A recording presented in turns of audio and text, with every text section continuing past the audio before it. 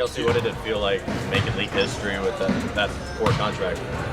I don't know if it's league history after I see everybody else's numbers now, but I was grateful. It was humbling for me and my family. You guys know what I kind of been going through the last 2 or 3 years, so it was big for my family, and I'm proud of like what I've been able to accomplish. But it's humbling because you see those kind of numbers and you don't think it's possible. So I'm grateful. Playmaking's challenging, but do you even consider anywhere else? I think any competitor does. People assumed this was all about money, contracts, and a dramatic free agency exit. But the real reason Kelsey Mitchell stayed in Indiana feels more like locker room chemistry, quiet conversations, and a clear Caitlin Clark effect that few are fully explaining. So what actually happened behind the scenes, and how did Clark turn a wide-open decision into a move nobody saw coming?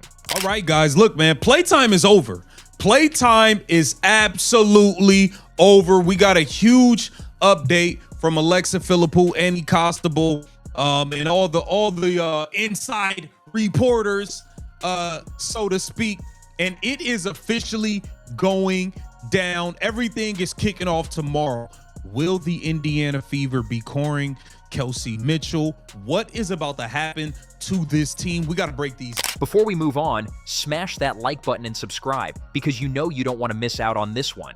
Some contract stories in professional sports are meant to feel like victory laps, but sometimes they sound like someone laughing at the price tag while still signing, because the numbers may look historic on paper yet feel strangely personal in real life. That contradiction is where things start to get interesting. But for all the right reasons, I knew Fever was a priority. I knew that I wanted to kind of be a Fever girl again in a certain way.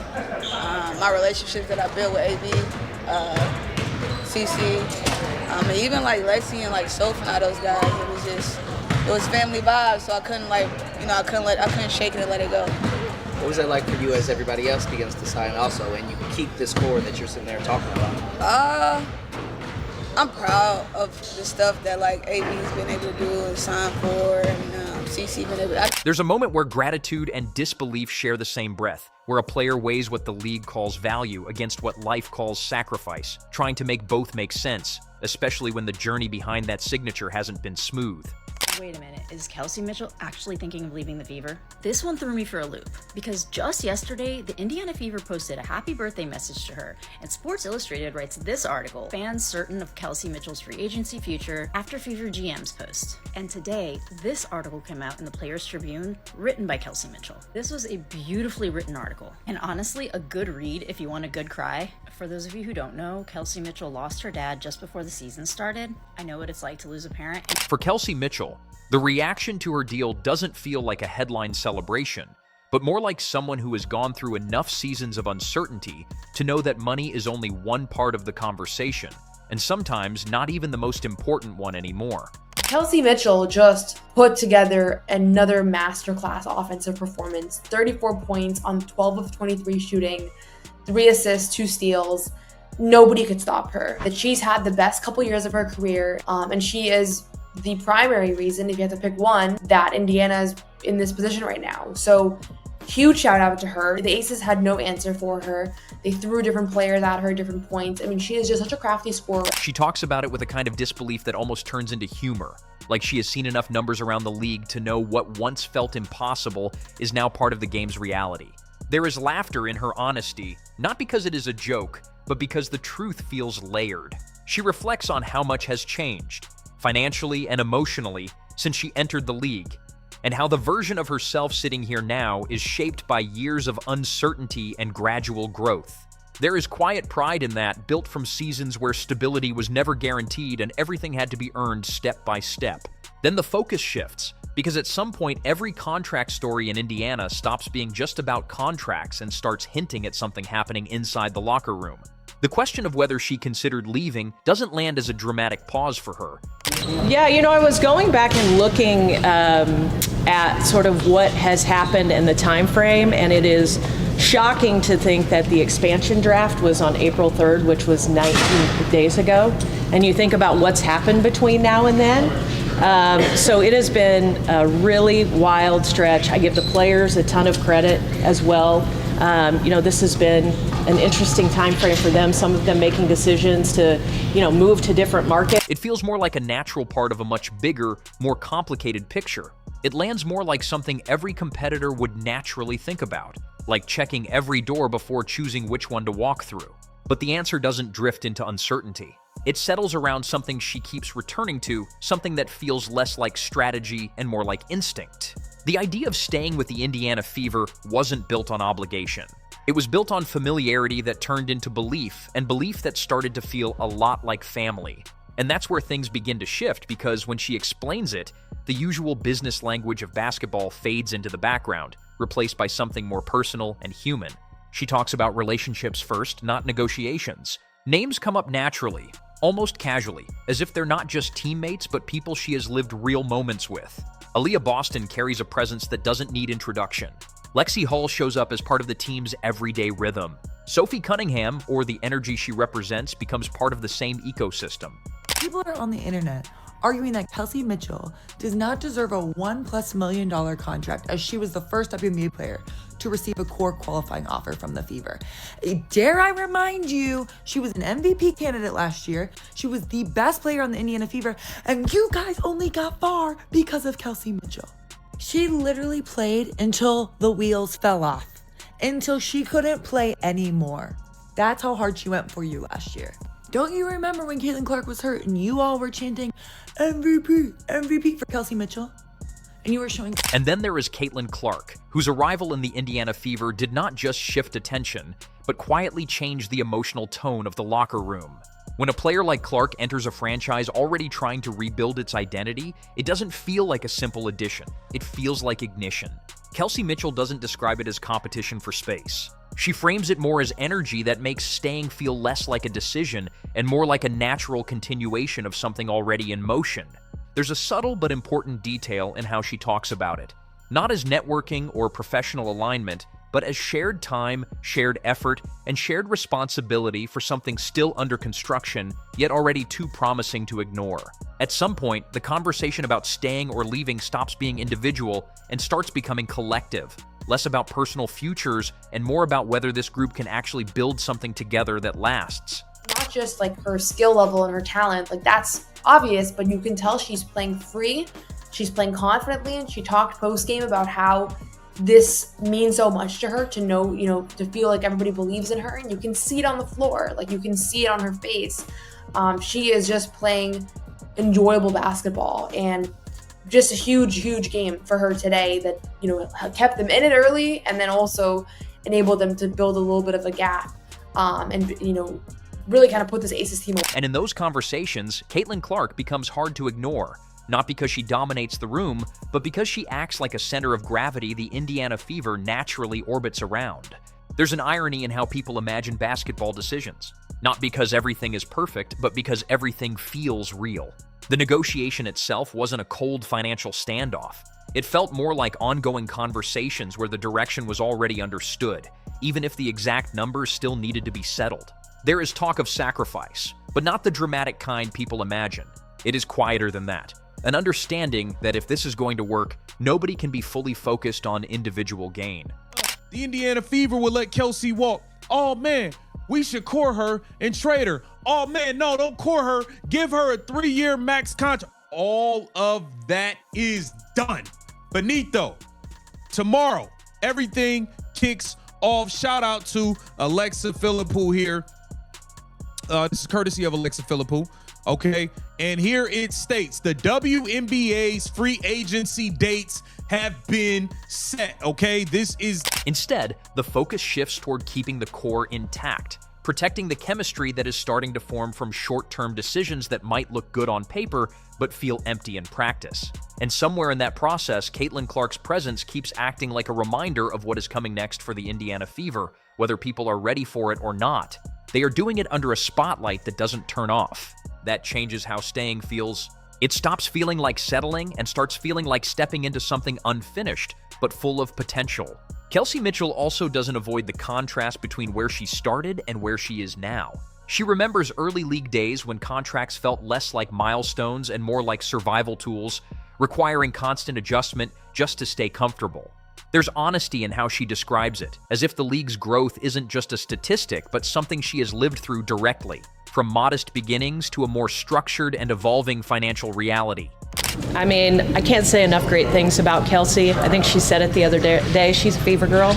You know, she's the heart of this team, and you think about, you know, everything this franchise and this team has gone through to get to this point, you know, to really put itself in a position, you know, to be a contender. Just so happy for Kelsey. Again, she deserves it. She had an unbelievable year last year, and I just expect her to continue to ascend. We're excited to get Caitlin back on the floor and have that, you know, backcourt. She jokes lightly about people assuming athletes are automatically wealthy, while quietly reminding that reality hasn't always matched perception. Underneath that is a deeper layer, how even stability had to be learned. Living arrangements, early career adjustments, and the slow process of becoming financially grounded all shaped how she now approaches major decisions. When you've lived through instability, you don't chase change for its own sake. You look for environments where growth feels sustainable, not just exciting. And that is where Caitlin Clark's influence becomes more interesting in a structural sense. Her presence brings attention, but it also brings expectation, rhythm, and a new competitive standard that pushes everyone around her to elevate. For a veteran like Kelsey Mitchell, that doesn't feel like pressure. It feels like relevance being reinforced. He was her best friend, and I really hope she's doing okay. Now, what gives me pause about her future with the Fever is this portion of the article where she says, "It's hard to know what the future holds." And this, I'll be honest, I don't know what colors I'll be wearing next year, which just makes me cherish this season and group even more. I've never been through free agency, so I'm looking forward to the opportunity to explore that. It feels like a whiplash moment. She talks about how proud she is of Caitlin Clark and being her teammate, and how exciting it was with all the fans that it brought to the arena. Then she goes into the pressure of that and says that in a weird way, the outside noise kind of made people forget that we're still huge. There's also a moment where the conversation turns to physical demand, where she reflects on seasons that pushed her to exhaustion levels most people never see. When asked about self-care, her response is quick and slightly amused, almost rejecting the idea that anything would blunt her competitive edge. A couple of weeks away from action feels less like injury management and more like perspective, a brief interruption that highlights how fast athletes are expected to reset and return at an elite level. But even that doesn't pull the narrative off course because the focus keeps circling back to what is being built in Indiana. New teammates, shifting rotations, and returning leaders are all feeding into a system that feels more cohesive over time. There's optimism around players stepping into expanded roles, not as isolated additions, but as pieces contributing to a structure already developing chemistry. Through it all, Kelsey Mitchell stays consistent, grounded in experience, but still open to what comes next. That perspective also connects to her academic path, which isn't treated as a side note, but as part of a broader mindset that refuses to reduce life to basketball alone.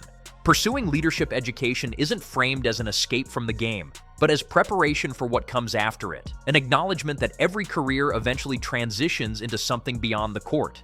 Last season, Kelsey Mitchell is a superstar player. Kelsey Mitchell could go to a different franchise and be that player that some franchise wants to lock in for the next 3-4 years, but I don't think monetarily it's going to work with Kelsey, Aaliyah, and Caitlin. So it's going to be a decision for the Fever front office. There is something quietly strategic about that mindset.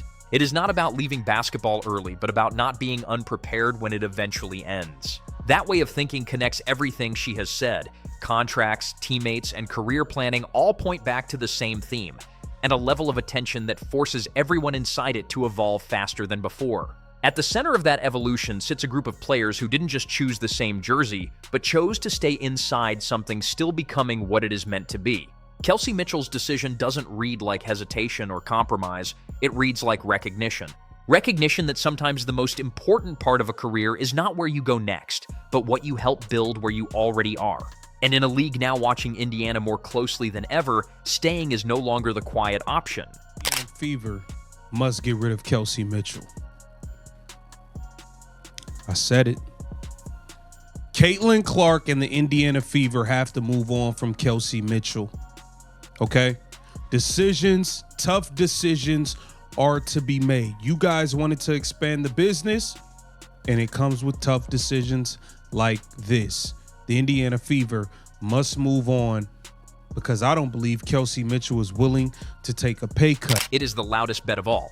And the deeper you look at that decision, the more it feels less like a single moment and more like the outcome of dozens of quiet conversations that never reached headlines. Conversations where tone mattered more than words. and where trust was built in between practices rather than in front of cameras. Because staying is easy to announce, but harder to justify internally when every other option carries its own appeal. There is something stubborn about choosing continuity in a league that often rewards movement, especially when movement can offer immediate upside that is hard to ignore. But continuity, when chosen deliberately, has its own kind of strength. It allows something to be built that cannot be recreated overnight somewhere else. And that is where Caitlin Clark's presence becomes more layered in the story, not as a headline attraction, but as a catalyst that speeds up everything around her without needing to force it. Mitchell doesn't describe it as persuasion or recruitment. It is not a pitch or a push. It is closer to an environment-changing shape in real time, where staying starts to feel less like a decision to defend and more like a structure already in motion that she chooses to keep building inside. Here's the dilemma that the Indiana Fever has. The dilemma that they have is right now on their roster, they have 3 players who are max contract players: Caitlin Clark, Aaliyah Boston, and Kelsey Mitchell. Now, for 2026, Caitlin Clark is not eligible for a max contract, so take that off the table for right now. But in 2027, she will be available, so one of those 2 slots needs to be open for her. If I'm the Indiana Fever, I'm giving Aaliyah Boston a max contract. Instead, it feels more like alignment happening naturally, where Caitlin Clark's style, competitiveness, and ability to shift the energy of an entire arena make the idea of leaving feel slightly out of sync with what is unfolding inside the Indiana Fever. There is an unspoken understanding that comes with playing alongside someone who is reshaping attention in the league, because that level of visibility changes how games feel, how performances are judged, and how every player in that system is perceived. For Kelsey Mitchell, that doesn't translate into added pressure, but into the chance to exist within a version of the league that is expanding in real time. When combined with the relationships already built, the shared sacrifices behind the scenes, and the belief that this group is still unfinished, the decision starts to look less like a risk and more like a commitment to something bigger than individual outcomes. In the end, what she is choosing is not just a team, but a trajectory, one that isn't fully defined yet, but already feels meaningful enough to stay with.